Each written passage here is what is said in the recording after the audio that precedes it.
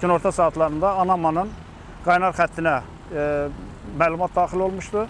Məlumata əsasən Nəsimi rayonunun Port Bakı adlanan hissəsində tikinti işləri aparılarkən həmin ərazidə bir ədəd partlamamış hərbi sursat aşkarlanmışdır. Partlamamış hərbi sursat 76 mm-lik top mərmisidir. 1930-40-cı illərin istehsalı olan top mərmisidir. İçərisində partlayıcı maddəsi və eyni zamanda partlayıcı başlığı da üzərindədir.